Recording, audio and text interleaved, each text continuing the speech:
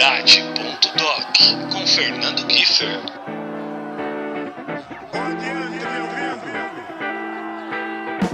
Puxe a cadeira, ajuste o fone e prepare seu coração, porque no programa de hoje eu recebo um cara que antes mesmo de ser pai já exalava positividade e agora parte do nosso time de babões assumidos e com orgulho não consegue tirar o sorrisão do rosto nem se esforçando muito, porque sim, meus amigos, ele está tomado por uma energia incondicional que só o nascimento de um filho ou uma filha é capaz de causar a qualquer ser humano. Eu sou o Kiefer, papai da Laís, só uma merrequinha coruja assim, ó, minha prematurinha extrema, que é a dona dos meus dias e do meu bolso. E antes de apresentar nosso convidado e desfrutar essa linda experiência de primeira viagem que ele está navegando, quero só reforçar uma novidade muito legal para essa temporada, que inclusive falei a respeito nos 2 programas da temporada, com o Hélio de la Penha e com o Marcos Piangers. Agora, você, querido ouvinte, pode ser membro da comunidade Paternidade.doc. Isso mesmo, criamos um clube de assinaturas mega especial para você contribuir com a sobrevivência do programa e, ao mesmo tempo, descolar umas regalias e prêmios supimpos. No meio do programa explico melhor, mas para você não perder tempo, se quiser já sapear enquanto ouve a gente, é só acessar o apoia-se/podcast Paternidade. apoia.se/podcast Paternidade, o link está aqui na descrição do episódio. E claro, antes de qualquer coisa, já aperte o botão seguir aí do podcast para você sempre ser avisado primeiro sobre os novos episódios, fechado? Prestes a saborear a casa dos 38 anos, ele é um artista completo. Músico, compositor, escritor e poeta, além de autor dos livros Vivas Veredas e A Todo Pano. Na música, sua contribuição é extremamente significativa. Utilizando apenas o Izenze como nome artístico, estreou sua jornada solo em 2019, quando deu sopro ao trabalho Vida e Nada Mais. Já com o Brasa, são apenas 5 anos de carreira com uma relevância artística que dispensa comentários. 3 álbuns, um EP, um álbum ao vivo e um disco de remixes. Já sua antiga banda, o For Fun, lançou 4 álbuns, um EP, um demo, um split da MTV e um álbum ao vivo no Circo Voador, templo sagrado da música carioca. Isto sem falar nas diversas participações e parcerias com outros artistas, enfim. Mas apesar de toda euforia e sensação de felicidade que só um palco é capaz de proporcionar, e embora ele tenha muito orgulho de tudo que já construiu profissionalmente até hoje, nada é comparável ao acontecimento mais recente da vida dele, a paternidade e a descoberta do maior amor do mundo. E é sobre essa mais encantadora de todas as jornadas que a gente vai bater um papo hoje. Companheiro da Lúcia e padrasto da Maia, senhoras e senhores, ele está entre nós. O paizão da poesia chamada Cora de quase 3 meses, Vitor Izenze!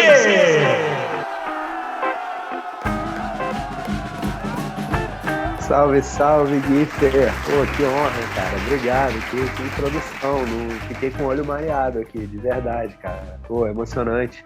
É isso, estamos aí na música, na poesia e agora muito, muito, muito feliz na paternidade, cara. Obrigado pelo convite, vai ser uma honra trocar sobre esse universo maravilhoso. Imagina, Vitor, eu que agradeço. E, bicho, nasceu tua filha, meu parceiro. Divide com a gente tudo que tá ardendo e explodindo nesse peito. Cara, é muito... É assim, todos aqueles clichês são verdadeiros, né, cara? Isso que eu percebi, assim, pelo menos até agora, né? De que muda a vida, de que traz propósito, de que traz um novo sentido, vários outros sentidos, né, eu acho. E ao mesmo tempo, cara, essa sensação assim da coisa, do processo acontecendo, né? Que alguns amigos também que enfim, que já são pais e que relataram a experiência para mim antes, sempre comentam desse aspecto também, né? De que você engata uma terceira ali, vai embora e não pensa muito, vai fazendo, né? Existe uma coisa muito forte do instinto animal, eu acho, né? No nascimento de uma criança, né? Para os pais, né? Eu vejo assim, desde das coisas que a gente sente, por exemplo, antes mesmo dela nascer, eu sentia que o meu sono, o da Lúcia, então, mais ainda, estava muito mais leve, muito mais suscetível aos sons e tudo mais. Então tem essa coisa da como é que eu vou dizer, da memória biológica mesmo, eu acho assim, da gente ficar, né, mais alerta e disposto com a cria, né, cara? Acho que enfim, é um processo muito, ao mesmo tempo, sublime, um processo muito visceral também, de você se ver ali na condição de ser humano, criando o outro ser humano, enfim. E, cara, e assim, daqui a alguns meses e daqui a alguns anos mais ainda, eu já vou estar te falando outra coisa e mais coisa ainda, porque não para, né, cara? É uma descoberta a cada dia mesmo. Esse clichê também é verdadeiro. Todos os clichês são verdadeiros quando a gente está falando do amor incondicional por um filho, né? E cara, para a gente começar, eu vou tentar seguir uma cronologia mínima aqui. Então, antes mesmo que a gente... antes mesmo de emergirmos para valer na tua paternidade, eu quero ouvir de você quem era o Vitor Izenze Issá na infância, o filho. Para onde sua mente te leva quando regressa ali para os anos 80 até metade dos 90, por exemplo? Cara... poxa, assim, eu tenho minhas memórias, eu tenho poucas memórias dos meus pais casados, né? Meus pais se separaram, eu devia ter uns 5 anos de idade. Então eu tenho muitas memórias boas, tanto do convívio com a minha mãe quanto com o meu pai, e dos dois juntos, né? Também, embora juntos, separados, né? Porque, enfim, acho que tiveram um convívio bem legal.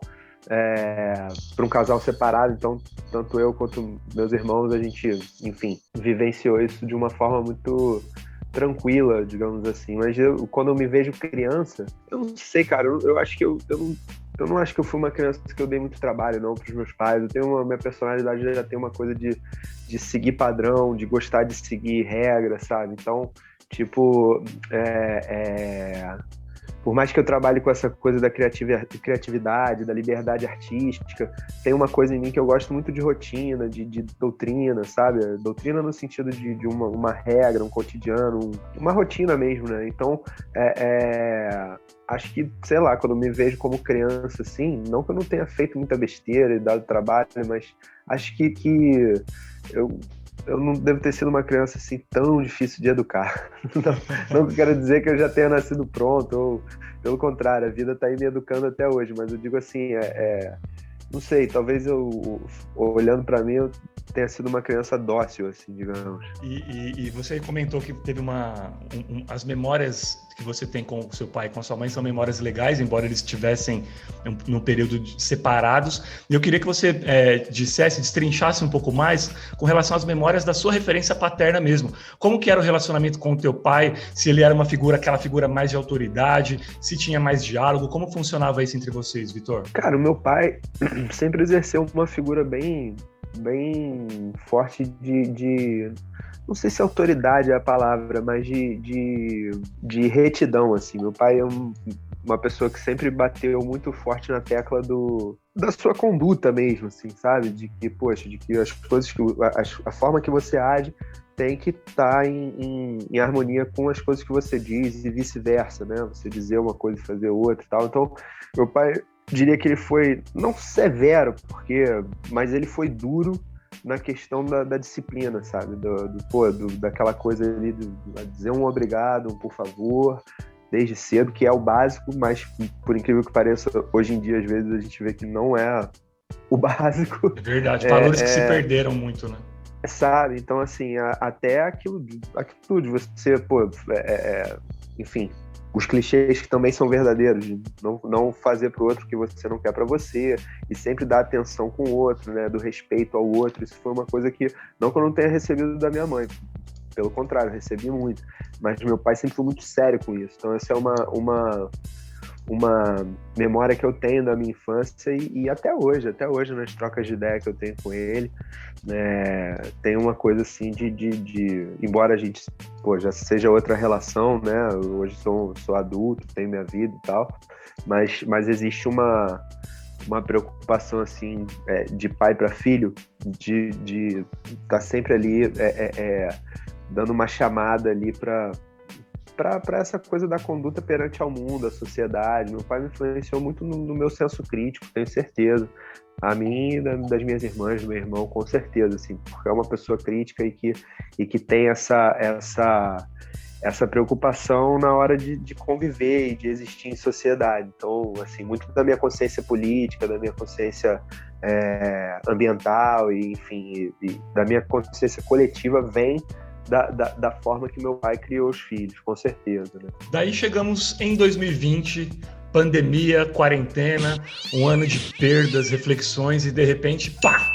Uma chama se acendeu lá no fim do túnel, Lúcia grávida. Conta pra gente sobre a descoberta de que a Cora estava chegando e como foi o período de gestação em meio a um dos períodos mais complexos da humanidade. Pô, então eu vou te contar uma história, Giffer. Cara, no dia 15,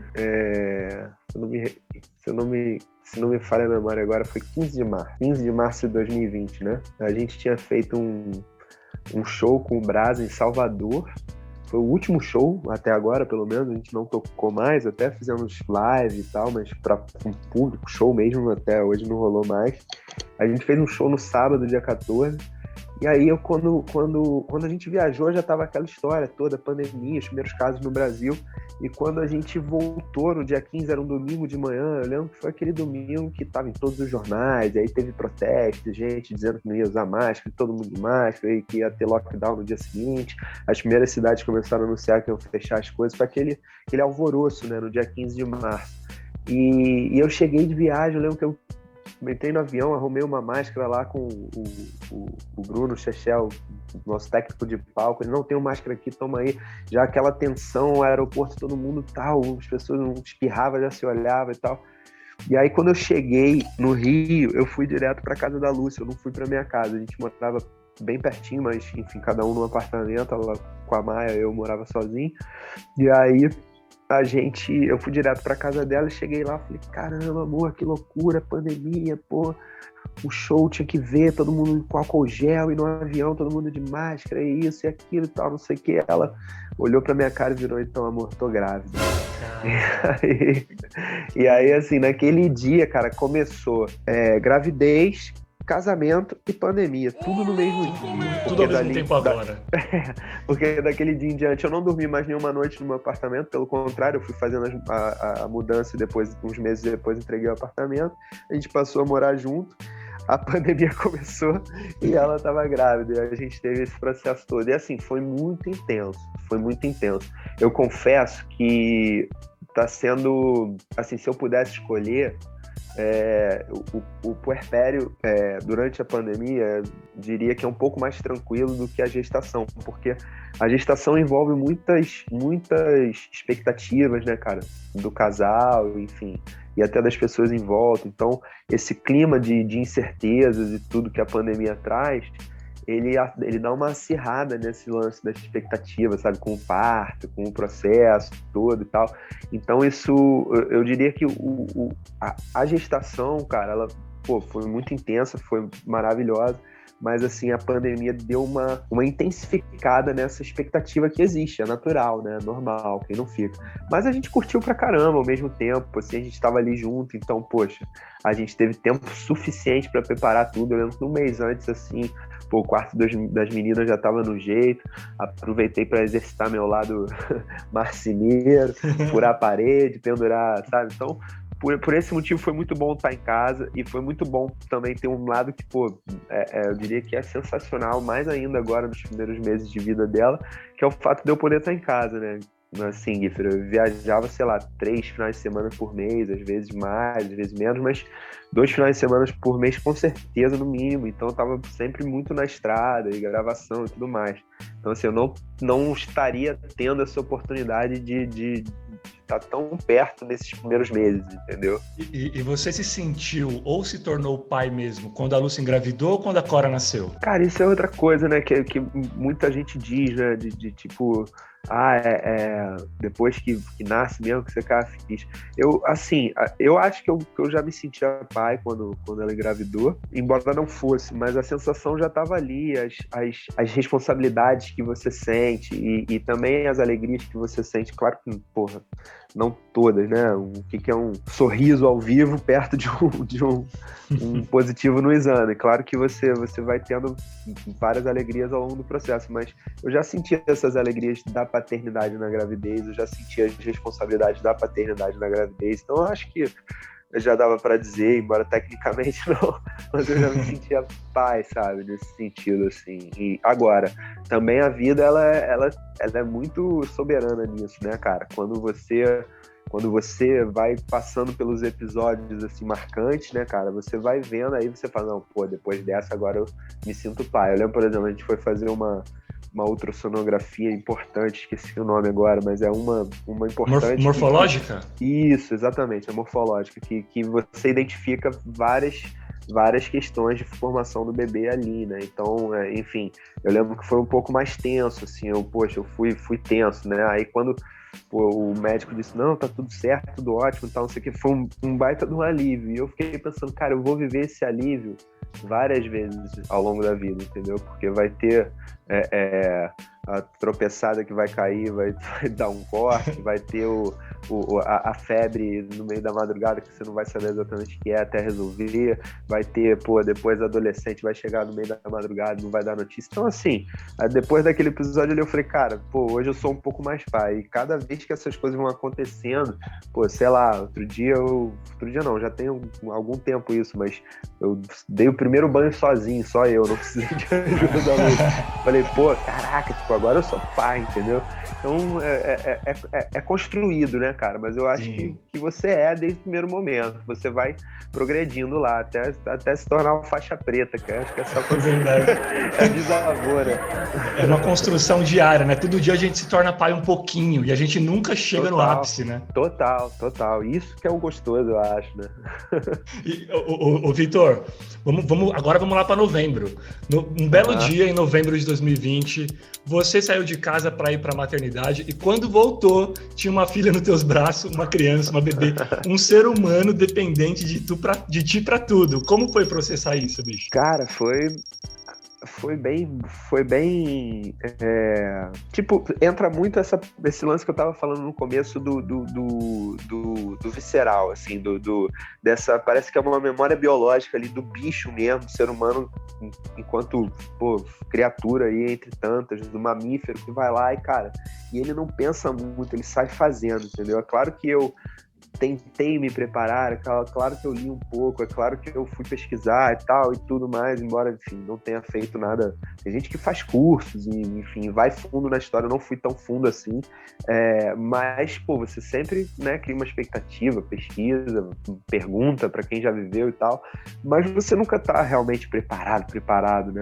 E aí, essa sensação dessa coisa do visceral, do instinto animal, pra mim, ela é muito presente no processo todo, assim, desde o momento que eu acordei pulando da cama com a Lúcia falando que tava tendo as contrações, até eu, dirigindo o carro ali como diria o Galvão Bueno, na pontinha dos dedos, a Ayrton Senna quando vai na última curva ali, para chegar na maternidade, e botando a roupa para entrar no centro cirúrgico e vencendo meus medos ali, que o hospital para mim é um ambiente que, me põe num mar grande, me põe num avião a 15 mil metros de altura, mas não me põe no hospital. E você supera aquilo tudo e depois, pegando no colo e as primeiras noites e chegando em casa e tudo isso, assim, é óbvio que eu vivenciei, é óbvio que eu estava consciente daquilo e caramba, né, agora eu tenho um neném e tal, mas ao mesmo tempo, cara, é impressionante, assim, quando eu olho para esses poucos meses, né, atrás, eu já vejo o quanto, assim, o meu lado instintivo age ali, entendeu? Eu acho isso muito bonito, porque é natureza, né, cara? É a gente enquanto bicho mesmo, ser, né, cara? Quais eram ou são teus medos enquanto papai de primeira viagem? Quais eram, são? Cara, tem vários. Essas coisas, né, cara? De engasgar, de você passar um perrengue, às vezes, da criança rolar pro lado errado. Às vezes você vai, aquela fralda que você, esqueceu a pomada no outro quarto, e você vai correr, mas a criança tá em cima da cama e pode virar, tu não pode dar um vacilo desse, cara. Sabe? Então esses vacilos, assim, que às vezes eram um piscar de olhos, né, cara? E vejo depois também meu convívio com a Maia, minha enteada, que já tem 4 anos também, você vê já uma outra fase, que também é uma fase que, claro, eu não sou pai dela, mas quando eu tô ali ao lado, você participa da criação e participa desses momentos. Então, às vezes, um momentinho fugaz ali, que você se distrai, a criança, se machuca, alguma coisa. Esses são meus medos, assim, mas eu acho que é muito...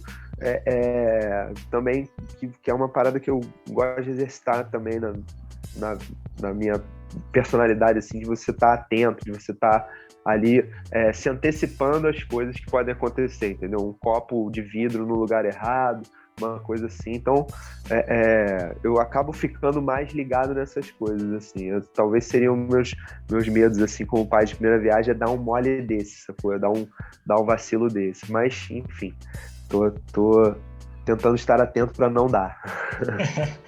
E ser pai era um sonho, Vitor? Ou rolou? Cara, era assim, cara, era um sonho. Eu acho que pô, durante muito tempo na vida, assim, eu pensava em ser pai. Não era uma ideia fixa, mas pensava. E, enfim, chegou um ponto da vida também, eu tinha 34 anos quando eu conheci a Lúcia. Então, um pouco antes disso, eu estava solteiro há um tempo já e já também cogitava assim, cara, até hoje não rolou nos relacionamentos que eu tive, de repente é isso, de repente minha vida... Tem muitas pessoas que não têm filhos, né, e acho isso totalmente cabível, apesar de achar que a aventura da paternidade e, claro, provavelmente da maternidade sejam coisas sublimes na vida do ser humano, eu acho totalmente cabível que uma pessoa não tenha filhos, não tenha descendentes e acho, em certo ponto, até a nível coletivo, até benéfico hoje em dia, porque se todo mundo quiser ter 3, 4 filhos, realmente a questão da superpopulação vai ser difícil. E assim, eu cogitei em um certo ponto, não que eu cogitei por vontade própria, mas comecei a me relacionar com aquela possibilidade e tentando entrar numa de que, realmente, de repente não é para ter filho, entendeu? E aí, quando eu conheci a Lúcia, foi uma coisa assim, um amor, uma paixão muito forte e que me reacendeu essa vontade, assim, de uma forma muito latente, até por ver a relação dela com a filha dela, né, cara, assim, de perceber esse universo, né, cara, da criança, o universo infantil, né, cara, porque a gente tá aqui para falar da questão da paternidade, a gente fala muito sobre o ponto de vista do pai, mas viver todo esse lance infantil, assim, cara, é muito incrível, sabe, desde da ingenuidade das respostas até as playlists das músicas dos artistas para criança, sabe? Te põe numa vibe assim, cara, muito de paz, assim, pelo menos para mim, né? Claro que não o tempo todo, às vezes a criança vai chorar, 15 minutos seguidos e você vai ficar estressadíssimo, mas no geral é uma vibe assim que eu acho que energeticamente você tá numa frequência ali que é muito gostosa, sabe, cara? E aí, voltando naquela sua pergunta lá, né, do quando chegou da maternidade, qual foi, né, a sensação dali da criança e tal, uma coisa que eu lembro também nos primeiros dias me marcou muito, assim, os primeiros dias a gente passou 2 noites na maternidade, quando a gente chegou em casa, assim, as 2 primeiras semanas, assim, cara, era uma áurea, assim, uma sensação de tranquilidade, sabe? Parecia até que o passarinho cantava mais leve, a obra do vizinho, o cara batia o martelo mais devagar para não incomodar o neném, sabe? Parecia que a criança na casa estava trazendo uma áurea zona assim, de paz. Então isso me marca muito. E você comentou essa questão das canções até infantis e tal. Eu imagino que nos últimos anos você tenha consumido muita música, digamos, de adulto, né? Ou seja, para se alimentar de referências para o teu trabalho mesmo. Ou seja, ouvindo reggae, dub, rock, ska, bossa, MPB, enfim. Mas agora a tua playlist está carregada de Mundo Bita e nos próximos meses e nos próximos anos vai entrar muita cantiga e desenho animado ainda. Como está sendo voltar a ser criança através da arte? Cara, é verdade, então, isso é muito maneiro também, assim, isso é uma parte muito legal desse processo da paternidade, assim, né, cara, você vai fundo, porque, enfim, é impressionante como é que a arte, inclusive a começar pelo som, pela música, né, cara? É uma coisa que a nossa pediatra, inclusive, mandar um abraço para ela, Mariana Mader, ela, cara, que a música, o som, é um estímulo nesses primeiros meses muito, muito importante. Então eu tento, cara, inclusive por trabalhar com isso, né, cara, tá cercando ela de música ali, músicas que eu gosto, que eu acho que vão trazer uma energia legal para o ambiente, agregar de alguma forma no estímulo dela e tal. E aí você começa a se relacionar também com esses estilos, não sei nem se dá pra dizer que é um estilo musical, mas com esse universo das músicas infantis e do folclore e das histórias, e das cantigas. E, cara, isso é muito rico, né? Muito rico. Não é à toa que vários artistas, né? Tem vários exemplos aí, depois da maternidade, da paternidade, fazem, compõem, criam obras voltadas para as crianças, né? Livros infantis e às vezes discos. Então, assim, é uma coisa que aflora muito e para mim está sendo muito legal. Eu estou percebendo, por exemplo, que eu estou tendo um contato assim com os estilos de composição que é como você falou, eu estava ouvindo muita música de adulto nos últimos anos da minha vida. E música de adulto geralmente tende a ser mais denso, às vezes até mais sério, mesmo as mais animadas e tudo mais. Se a gente for destrinchar os assuntos, eles são mais densos, mais sérios, porque são de adultos, né? E aí você, cara, quando você tem que, nem que por osmose, introjetar essa coisa das cantigas, das músicas infantis, dessas melodias suaves enfim, alegres, né? Porque a maioria não que você não vai ter uma música infantil que pode ser um pouco mais melancólica ou triste, que também é importante, mas é um universo muito, muito leve, assim, muito... Como aquilo que eu tava falando, né, cara? Tem uma aura que permeia tudo isso, assim, eu acho, da criança, né? E isso reflete na arte, com certeza, assim. Eu tenho... As coisas que eu tenho pintado tão com uma cor diferente, as músicas que eu tenho trabalhado no violão e até nos meus projetos estão também, de alguma forma, sendo influenciadas por isso, né? E bombando nas playlists, Mundo Bita, Bia Bedran, Palavra Cantada, não sei se pode falar os nomes dos artistas. Pode, é uma delícia, claro que cara. pode, né? Claro, louvar essa a gente tá no mesmo barco. Exatamente. E que fazem um trabalho incrível, né, cara? Incrível mesmo, assim. Eu vejo, às vezes, eu de manhã aqui ouvindo essas músicas e me emocionando, e de certa forma, vivendo uma emoção ali com a minha filha, com a minha família. Parabéns pra essa galera, porque é um serviço muito importante. Cara, eu não sei se você conhece o projeto, o Rock Your Babies. Você já ouviu falar do Rock Your Babies? Já, cara, que transforma, em música infantil. Então, é um projeto do Bruno Gouveia, do Biquíni, que ele pegou várias bandas do rock nacional, Paralamas, Charlie Brown, Barão, Legião, e ele colocou aquelas musiquinhas de bebê mesmo, para bebê dormir, de ninar. Cara, é genial. Se você tiver um tempo depois, dá uma olhada, porque, claro, você tá colocando o Mundo Bita pra ela, é legal, mas às vezes ela já consegue ouvir um rock and roll pra dormir mesmo, porque é um trabalho, Vitor, quando você for ouvir, cara, você vai ver a produção que é fantástico. Imagino, assim. cara. Puta dica aí pra você e pros nossos ouvintes também, porque é bem legal mesmo. Vou dar uma sacada. Dá sim. Vitor, o pós-parto, cara, talvez seja o momento em que as mães mais precisam da gente por perto, porque rola toda uma mudança corporal, emocional e até hormonal com elas. Tem alteração no humor, às vezes até depressão, enfim. Como tem sido para você compreender esse momento da Lúcia? Cara, esse é um ponto muito, muito importante, né, do que a gente tem que trabalhar na gente, eu acho, né, nessa posição, nesse lugar de pai, né, cara? Porque, assim, o que eu percebi, assim, é que esse processo ele é muito intenso para a mulher. Se já é tão intenso para o homem, acho que para a mulher mais ainda. Para começar fisiologicamente falando, né, cara, tem vários hormônios, enfim, é uma transformação muito grande no corpo, né? E tanto a gravidez quanto o puerpério, cara, eles são eu acho que eles têm eles carregam muito uma necessidade de presença ali da figura do pai como alguém que tá ali, cara, para servir e acolher, entendeu? Você tá ali para servir e acolher. E fazer a tua parte, né? Porque não é uma ajuda, né? Não é que o pai ajuda, não. O pai faz a parte dele, né, cara? Então, acho que durante a gravidez e também nesses primeiros meses, essa necessidade de você estar ali tanto para servir com o que for preciso, seja com pegar uma toalhinha que ficou no outro quarto, ou seja, para acolher um momento mais tenso da mulher, dar o auxílio que você puder, né? Porque também, enfim, são duas pessoas, mas eu acho que para mim bate muito forte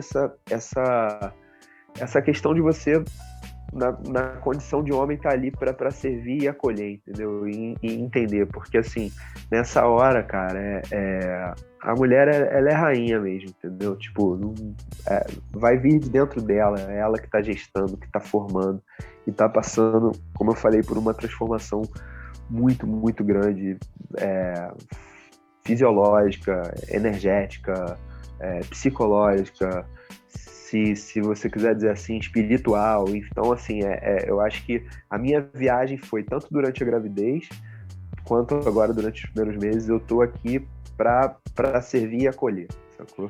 O significado do termo tempo de qualidade mudou para você? Ah, com certeza, cara, com certeza.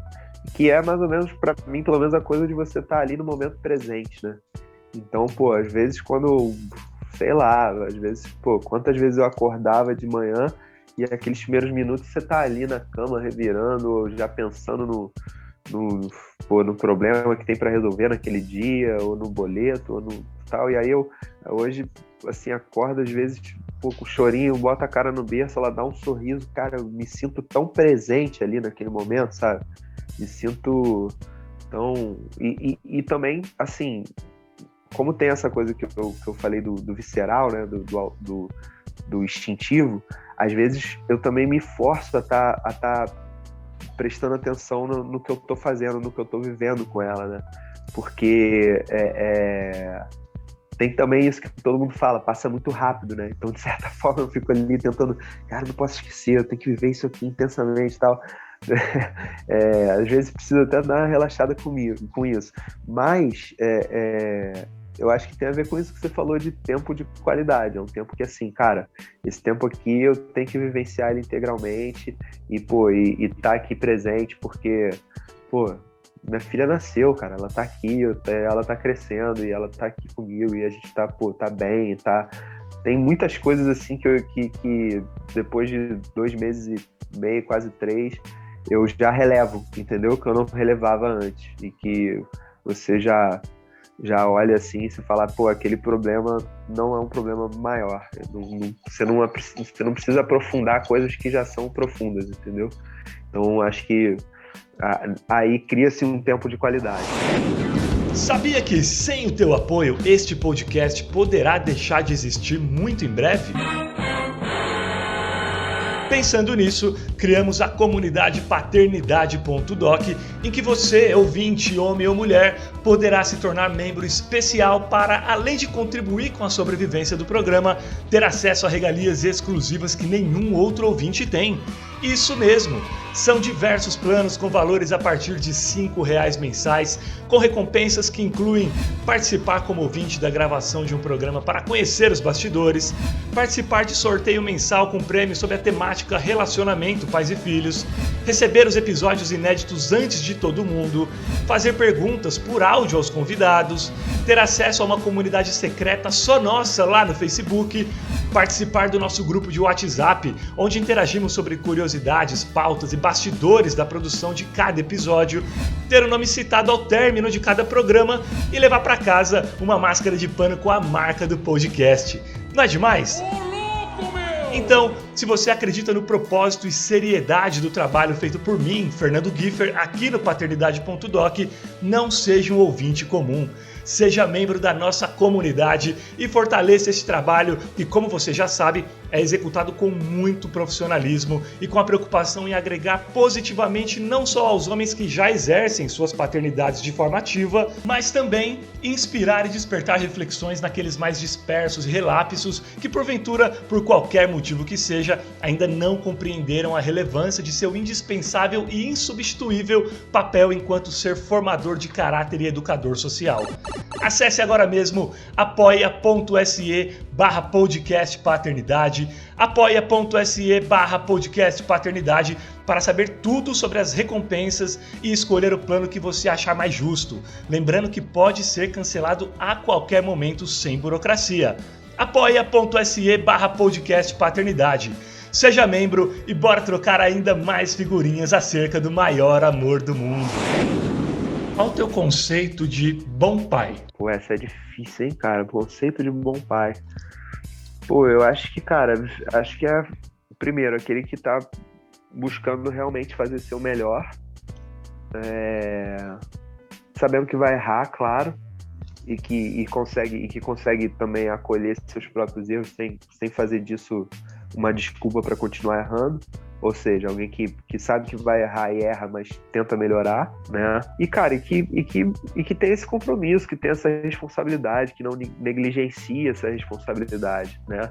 Acho que tem uma coisa, assim, que eu acho que é importante dizer, que eu sinto, assim, que às vezes eu penso também, que existe uma coisa, às vezes, dos pais, né, das mães também, mas de colocar o filho acima da própria vida, né? Isso eu acho, de certa forma, um pouco complicado, assim, se não perigoso. Então, acho que quando eu penso num bom pai, além de pensar que esse pai vai ter esse compromisso, esse respeito a essa pessoa, né, que a vida deu a oportunidade dele tá criando no mundo, eu acho que um bom pai também precisa se amar o suficiente para saber que sua vida é tão importante quanto a do seu filho também, né? E que se você não estiver bem enquanto pessoa, pô, naturalmente você não vai conseguir criar bem seu filho, né? Então, ou sua filha. Então, eu acho que eu diria essas duas coisas. Um bom pai, para mim, o conceito seria tanto o cara que abraça com amor e com responsabilidade essa missão, quanto um cara que se ama também integralmente para, a partir disso, poder amar a sua filha ou seu filho. Existe alguma coisa, Vitor, que você fazia ou fez antes de ser pai, que agora, depois do nascimento da Cora, você pensa, pô, eu acho que eu nunca deveria ter feito isso, jamais vou permitir ou incentivar que ela faça ou haja dessa forma? Poxa, essa também é bem desafiadora, porque assim, algumas coisas, né? Outro dia eu tava pensando exatamente sobre isso, eu não lembro qual foi a situação, mas foi alguma besteira que eu falei assim, não foi nem palavrão, foi alguma coisa mais assim, sei lá, emitir um julgamento, alguma coisa de alguém que tava na televisão ou na internet, sei lá, alguma coisa assim, e que eu falei, cara, agora ela não entende, mas eu acho que não seria legal eu passar um exemplo desse pra minha filha ali. Não foi nada de grave, assim, mas foi um comentário, alguma coisa que eu fiz assim, que se ela já tivesse seus 3 anos de idade, talvez já... E aí eu fico pensando, pô, cara, eu lembro, assim, uma coisa que me irrita profundamente, assim, tipo, você no trânsito, às vezes, pessoa que vem trafegando pelo acostamento, quando tem um engarrafamento, a pessoa vem passando pelo acostamento. Em outros tempos, isso já me irritou a ponto de eu, ir lá conversar com a pessoa e tal, não sei o quê. Acho que eu não faria isso hoje, porque não vale a minha paz, entendeu? Não vale a paz de estar tranquilo, e ali com a minha filha, e enfim, tem certas coisas que não vale a pena você comprar esse barulho, entendeu? E tipo, eu tinha falado antes, né, cara, alguns problemas eles se tornam menores, né? Ou você percebe que eles não são tão grandes quanto você imaginava. Chega um momento da vida que a gente tem que aderir ao deboísmo, né? Pra gente conseguir viver em paz com a gente mesmo, com o próximo, enfim.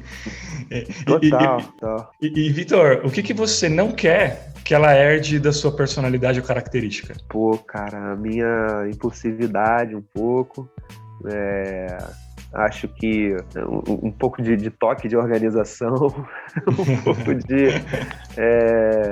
um pouco eu sou bem impulsivo, às vezes não impulsivo de brigar com as pessoas, mas impulsivo de tomar alguma decisão, por exemplo. Exatamente, entendeu? Sou ponderado também, penso bastante antes de fazer as coisas, mas às vezes também ajo muito no impulso ali, e isso às vezes não é tão legal. Espero que ela não puxe esse traço de personalidade.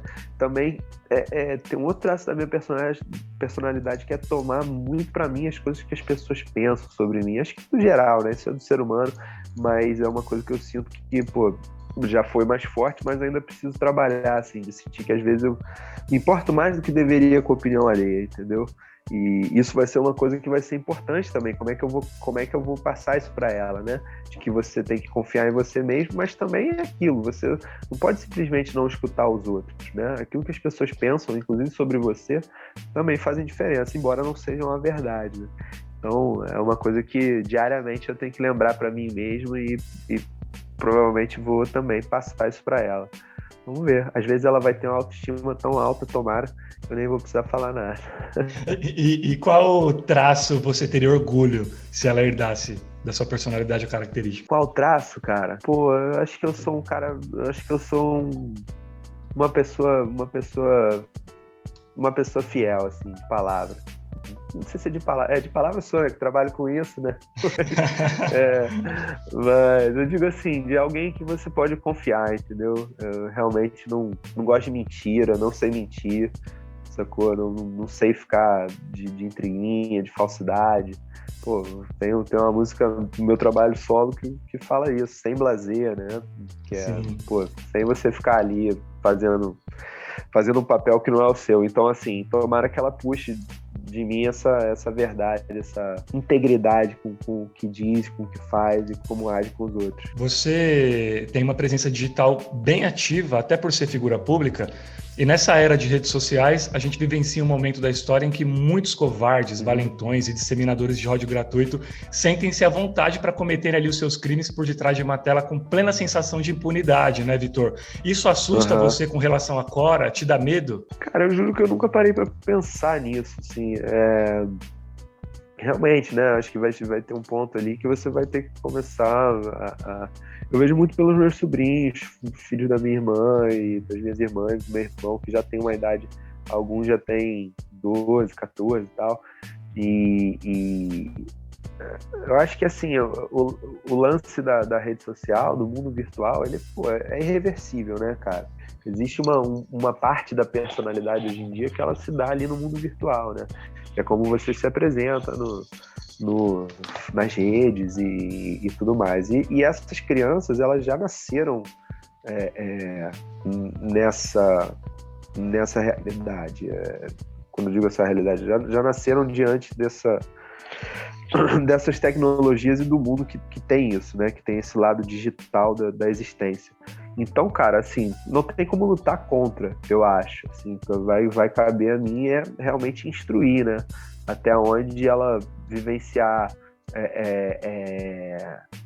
o mundo digital e até onde ela vivenciar também o mundo palpável, o mundo dos fenômenos físicos, o mundo daquilo que você vê, a água, a temperatura da água e as folhas caindo no outono e o sol quando nasce, porque meu grande medo em relação a isso tudo, do mundo digital e tudo mais, é a desconexão com o ambiente natural, com aquilo que nos cerca, né? Que já é também um processo, e esse eu acho que não é irreversível, dá para reverter e dá para conviver com a tecnologia, mas que é um processo também já de séculos, né? Da nossa desconexão com a natureza, com aquilo que se chama de natureza e por consequência, com a nossa desconexão com a gente mesmo, né? E as grandes das mazelas da sociedade humana vem disso aí. Então, assim, minha preocupação com a Quora em relação a rede social, celular, é muito menos o que alguém possa se aproximar tal, e muito mais que ela se distancie também do mundo, por assim dizer, real, entendeu? E dessa conexão com o ambiente que cerca, né? Principalmente o ambiente natural, né? Natureza, tá, botando o pé na terra, tá, sabe? Indo fazer trilha, indo na praia e vivenciando e trocando com as pessoas, não só pela tela, porque acho que esse é o perigoso, você se desconectar, entendeu? E você tocou até no assunto que eu ia falar mesmo, com relação ao mundo real, porque o momento do mundo, num contexto geral, e aí não só na internet, como a gente falou, ele é um momento também muito tenebroso, né, cara? O ser humano cada dia mais irresponsável ali com maus tratos ao meio ambiente e aos animais, catástrofes naturais, pandemia. Você é uma pessoa otimista quanto ao mundo real que a Cora vai encontrar quando for adulta? Cara, eu sou otimista, cara. Eu sou otimista, sim. Acho que ainda bem. Talvez gostaria que ela também herdasse esse traço de personalidade. Nem sempre eu sou. Costumo ser pessimista a curto prazo. A longo prazo eu costumo ser mais otimista. E apesar de concordar com você que a gente vive um momento tenebroso, realmente, às vezes bate uma angústia, bate várias angústias. A sociedade está doente, tá mais doente agora, já tá doente há muito tempo, muito antes de toda essa loucura que tá rolando, mas agora mais ainda, né? E aí, assim, cara, eu sou otimista porque eu não sei, eu acho que não há mal que dure para sempre, entendeu? Literalmente, assim, eu acho que as pessoas vão cair na real. Eu acho que, como tem uma tirinha que é incrível da Laerte, que eu não sei se você já viu, que é a grande ficha, um dia ela vai cair. E é uma ficha telefônica vindo do espaço, assim. Sim, eu acho que, cara, clássico. A grande ficha, um dia ela vai cair, entendeu? Então, talvez eu não veja, talvez a Cora não veja, talvez os filhos dela não vejam, mas a gente vai chegar num lugar mais legal enquanto sociedade. Eu tenho fé de que a gente não vai se extinguir, não, embora pareça que sim, né, cara? E aí não é nem brincadeira, não, porque, falando sério, a gente pode se extinguir em menos tempo do que a gente pensa. Sim, então, assim, se ela vai ver um mundo melhor que o que a gente está vendo, cara, eu acho que sim. Eu acho que sim. Se não em todos os aspectos, em vários deles, assim. Acho que eles estão nascendo, por exemplo, as crianças nasceram agora esse ano, no próximo, e no espaço de 5 anos para trás, 5 para frente, estão vivendo um momento de transição, assim, crucial, né, cara? Tipo, a gente realmente entrou no século XXI, a gente realmente tá vivendo uma mudança de paradigma, de vários paradigmas, né? Várias coisas nas relações humanas, no comércio, várias questões estão sendo afetadas e transformadas, né? E assim, é um momento turbulento, mas eu acho que assim como, cara, como nossos avós viram, porra, uma guerra absurda, como enfim, como tataravós viram outras guerras e outras catástrofes e outras pandemias e tudo mais, eu acho que dias melhores virão seguidos e dias piores também, porque aí é aquilo, o universo é pendular, né? Não tem jeito. Mas, de certa forma, ao mesmo tempo, eu acho que também dá para conviver a ideia de que a gente se aprimora, tanto individualmente como coletivamente. Então eu acho que ela vai ver um mundo melhor, sim, cara. Eu acho. E aproveitando que você citou a Laerte, eu quero até mandar um beijo para a Laerte, que passou um momento muito difícil com relação à Covid-19 recentemente, né? Então, tá em recuperação, já tá em casa, graças a Deus. Então, beijo para a Laerte, melhoras. A gente precisa do seu cérebro entre nós, né? Precisamos dos seus pensamentos, das suas reflexões, até para nos ajudar também. Incrível, de fato. E você comentou com relação ao futuro, né? Olha, algumas coisas tenho certeza de que de repente a Cora vai encontrar mais evoluídas, né? Outras nem tanto. E aí eu queria falar do machismo. Há uma preocupação com o machismo cruzando o caminho da tua filha lá na frente? A Lúcia e você conversam sobre isso? Pô, bastante, cara, bastante. A Lúcia lê muito sobre o assunto e debate muito, e traz isso, até na forma de agir dela, então, nem que eu não quisesse, assim. E acho que também, cara, eu tenho 2 irmãs mais velhas que eu, né? E um irmão mais novo. Então, tanto eu quanto meu irmão, acho que a gente, por ter crescido com as minhas irmãs, acho que foi uma coisa que mudou muito, assim, quer dizer, mudou, né? Nunca tive outra forma, mas que diferencia muito a forma de lidar com a questão feminina, assim, sabe? Tipo, não que eu não seja machista, claro, o machismo, ele é estrutural, acredito eu também, né? É um mal social, né? Então, eu tenho meus machismos, eu tenho meus traços. Nessa condição de homem, tento estar atento para perceber, identificar e tentar perceber como melhorar. Acho que sempre dá para fazer mais, mas eu tenho certeza que a experiência de ser pai da Cora vai trazer um monte de choque e tapa na cara, e eu vou me ver machista em várias situações e vou ter que lidar com isso e aprender com isso e tentar fazer diferente na próxima. Então, isso me preocupa, claro que preocupa em relação ao convívio dela com o mundo, né? Quanto também na minha questão pessoal de como é que eu vou evoluir enquanto macho, como é que eu vou evoluir em relação ao machismo, agora que eu tô tendo uma oportunidade maior ainda de lidar com tudo isso, que eu tenho uma filha mulher, né? Então, vamos ver como eu vou também me desenvolver com isso tudo. Vai ser, eu acho que já está sendo uma grande oportunidade de perceber muitas coisas e de mudar a minha atitude em várias coisas que eu acho que vão ser importantes e refletir, de repente conversar com outros pais, enfim, tá no processo, né? Antes de prosseguirmos para o quadro de encerramento do programa, eu gostaria que você falasse rapidamente sobre a Lúcia, Vitor, sua companheira há 3 anos, mãe da Cora. Qual o significado dela nesse teu momento de amadurecimento enquanto homem, profissional e pai? Pô, a Lúcia é uma mulher incrível, cara, uma pessoa incrível, uma mulher incrível. Sou muito feliz mesmo de ter uma filha com ela. Acho que uma das coisas que eu sou apaixonado por ela desde o primeiro momento que a gente se conheceu é ver a forma que ela cria as crias dela e que ela, enfim, que ela se doa e que também, que ao mesmo tempo que ela tem a individualidade dela diante disso tudo e cara, e pra mim, assim, um privilégio, né, cara? Pô, minha primeira filha, eu tô convivendo, a mãe dela, tipo, ela tem muitas mães que, se ela fosse mãe de primeira viagem também, a coisa estaria mais complicada para ambos, assim. Então eu também, pô, dou graças aos céus por muitas coisas ela já ter vivenciado com a Maia e me tranquilizar, né? Então, assim, cara, juro mesmo, Giffer, só elogios. A Luciana, pô,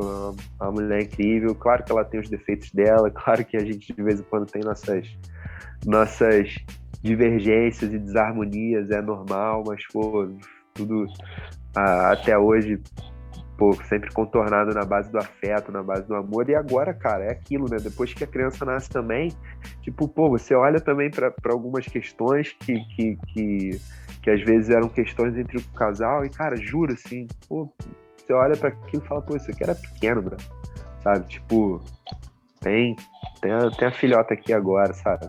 Vamos... A paz do lar, sabe? Paz do lar. E sem, quando eu digo paz do lar, assim, sem conservadorismos e aquela ideia de comercial de margarina, de família tradicional brasileira, sabe, padrãozinho, cis, eu digo assim, paz no lar das pessoas que convivem juntos. Então acho que a criança também traz esse lance legal, assim, pro casal, sabe? E, pô, tem nem o que falar. A Lúcia é incrível. Um beijo pra ela. Foi aniversário pra ela recente agora, 4 de fevereiro. Então, parabéns. Te amo, meu amor. Parabéns, Lúcia. Receba meus parabéns também. Inclusive, até quebrando o protocolo aqui do tema do programa, ainda sobre a Lúcia, que mal conheço, mas já considero pacas, porque ela é parte de um projeto muito massa aí no Rio, que é o Moleque Mateiro, um instituto de educação ambiental, né, Vitor? E sempre a gente vai ter espaço para falar de projetos bacanas assim. E eu não sei se você tem propriedade, se você tem muito conhecimento a respeito do projeto, mas eu queria que, se você tivesse, você falasse um pouco a respeito do Moleque Mateiro pra gente. Pô, cara, obrigado por dar essa oportunidade. Outra coisa que fez eu me apaixonar pela Lúcia, ela é educadora ambiental, enfim, trabalha há muitos anos com quebrar essa desconexão, reconectar as pessoas com o ambiente natural. Isso é uma coisa que eu aprendo muito com ela. E o Moleque Mateiro, o Instituto Moleque Mateiro surgiu, acho que tem já uns 15 anos, cara, um pouco mais. Fruto da ideia de amigos que criaram. eram mais sócios hoje em dia, a Lúcia e o Pablo. E, cara, eles fazem um trabalho incrível, assim, se eu puder sintetizar, é isso, eles reconectam pessoas à natureza, desde, por exemplo, projetos, eles estão com um projeto enorme agora com a Prefeitura de Niterói, já desde o ano passado, que é de você levar a educação ambiental para comunidades carentes na cidade. Então, se não me engano, são mais de 10 favelas em Niterói, onde tem projetos de horta comunitária, Que demais. Enfim, todo um desenvolvimento em relação à questão ambiental. Não vou saber pontuar exatamente quais são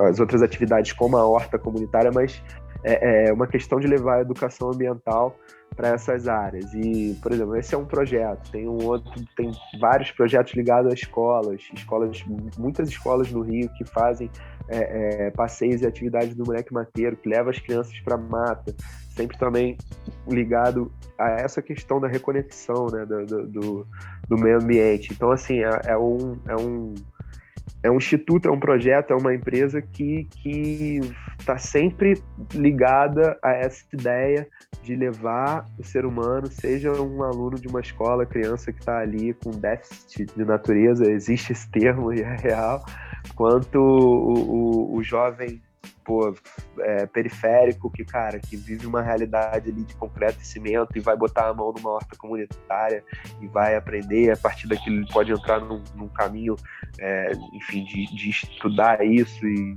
até se tornar um profissional da área, mas a ideia principal é religar o ser humano ao meio ambiente. E eu bato palma, inclusive antes da gente se conhecer, antes da gente ser um casal, eu já conheci o Moleque Mateiro, porque meu irmão trabalhou lá, eu conheci a Lúcia através do meu irmão, e eu via muitas histórias do Moleque Mateiro e vários outros amigos que trabalharam. Um dos sócios antigamente, o Felipe, é meu amigo, então, tipo, eu sempre gostei, assim, da ideia. E quando eu conheci ela, aí mais ainda eu passei a abraçar essa atividade também é uma coisa que me faz admirá-la muito, entendeu? Salve o Moleque Mateiro.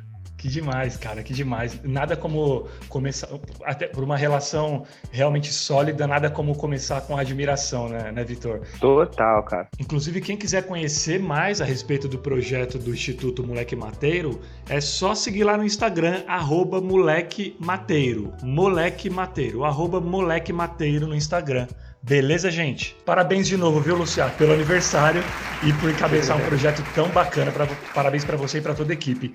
Bicho, a gente já vai pro quadro final do Paternidade.doc. Prometo, Vitor, não me bate. Que isso, cara, tranquilo, imagina. Eu tenho pedido uma licença poética pro saudoso mestre Abujanra, para em alguns programas bem pontuais, dependendo de quem estiver aqui comigo, fazer a mais clássica e filosófica de todas as perguntas, que era uma marca dele. E quero muito ouvir de ti também, porque é um cara que eu admiro e que dispõe uma conduta artística que me influencia há bastante tempo. Então é o seguinte, Vitor, o que é a vida? A vida é um milagre, Guifer. É um milagre. Vai discorrer ou vamos parar no milagre? Cara, posso discorrer. A vida é um milagre, porque é isso. Às vezes, quando você acha que não tem mais jeito, tem. Quando você acha que tem todo o jeito do mundo, ela vem e te dá uma rasteira e você vê que você ficou de novo num beco sem saída. E aí, novamente, você sai desse beco sem saída. E você chora, e você ri, e isso tudo é um milagre, cara. É uma criança sair da barriga e respirar, entendeu? É você olhar no olho da tua filha, do teu filho e entender, nem que seja de uma forma que não é racional, a cadeia inteira da vida, entendeu? Isso é um milagre, é um mistério. A vida é um milagre e um mistério. Pronto. Vou reformular a frase. A vida é um milagre e um mistério. Ou melhor, a vida é um mistério e um milagre. Não, a vida é um milagre e um mistério. Mas acima de tudo é um milagre. Vitão, meu parceiro, nosso episódio está se findando, mas antes de deixá-lo ir embora para dar aquele banho gostoso na Cora, chegou o momento de você falar com quem realmente importa, a pequena Cora. Bora para o instante mais aguardado do Paternidade.doc? É a vez da nossa cereja do bolo, a cápsula do tempo!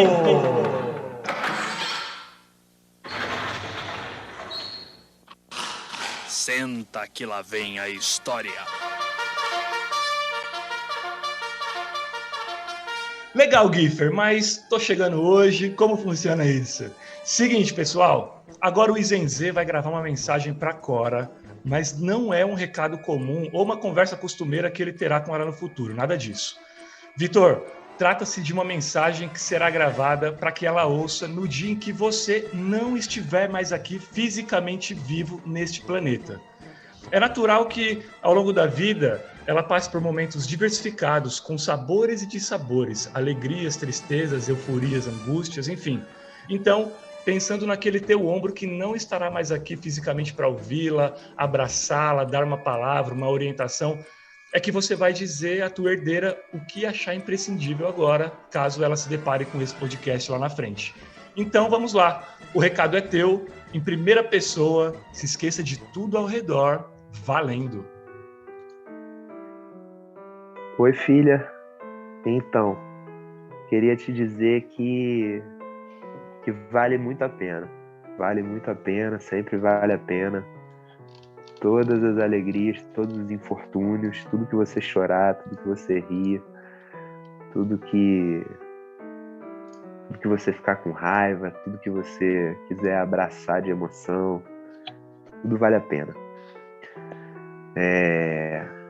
Espero que você ouça essa mensagem daqui a muito, muito tempo. A gente está agora em 2021, você acabou de chegar. E quando você ouvir essa mensagem, a gente vai ter vivido muitas, muitas coisas lindas. E queria que você soubesse que eu cresci e vivi muito, muito, muito ao seu lado. Tá bom? Sem medo. Vamos em frente, a vida só anda pra frente. Te amo, beijo. Demais. Valeu, cara. Obrigado. Mensagem Caraca, muito linda. Caraca, difícil isso, cara. Difícil isso. Valeu, obrigado. A gente, com os outros convidados aqui, a gente sempre fala sobre isso, né? Porque é surreal a gente pensar no nosso filho aqui sem a gente, né, Zenze? Total, cara. Total, verdade. É outra coisa que você não pensa antes de ser, né, pai, né? Antes de... Total. Demais. Agora sim acabou mais um Inspirador Paternidade.doc chega ao fim. Eu agradeço você que esteve com a gente até agora e que nos permitiu lhe fazer companhia para a sua caminhada, para o seu home office, para os seus estudos remotos. Valeu mesmo, gente. Gostou do que ouviu? Poxa, então compartilhe o programa com sua rede de contatos, divulgue em suas redes sociais, porque o meu trabalho aqui é de formiga, sozinho, sem equipe, e você, ouvinte, é a razão disso aqui existir.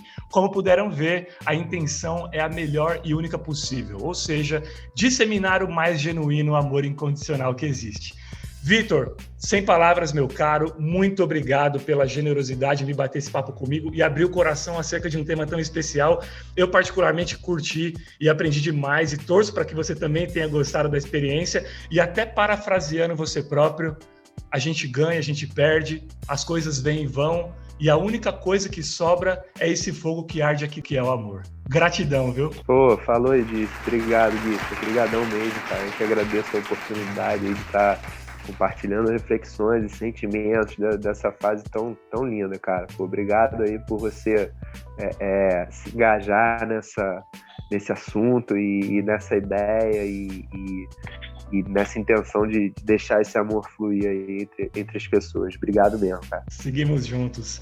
Meu agradecimento especial também a vocês que ficaram até agora com a gente. Apertem o botão seguir aí no podcast para sempre serem lembrados, né? Primeiro sobre os novos episódios. E, claro, um abraço afetuoso aos primeiros membros da comunidade Paternidade.doc que já estão contribuindo efetivamente e financeiramente com a sobrevivência do programa e, consequentemente, para ser uma cotinha redundante, desfrutando recompensas maneiríssimas. Angélica Silva Quesec, Kleber Augusto do Nascimento, Cláudio Roberto Fonseca, Elizabeth Alves dos Santos, Emerson Nunes da Silva, Fernando de Carvalho Matos, Lúcia Aparecida Fonseca, Palmira Carlos da Silva Fonseca e muitos outros. Gratidão, pessoal. Deus abençoe a todos. Quer ser membro da comunidade? Só acessar o apoia-se/podcast paternidade, apoia.se/podcast paternidade ou através do link que está aqui na descrição do episódio. E não se esqueçam de seguir lá o @Fernando Giffer nas redes sociais, porque tem muito mais material relacionado à paternidade e a diversos outros temas, artigos, vídeos, áudios, enfim. Valeu, gente, até a próxima. Fui!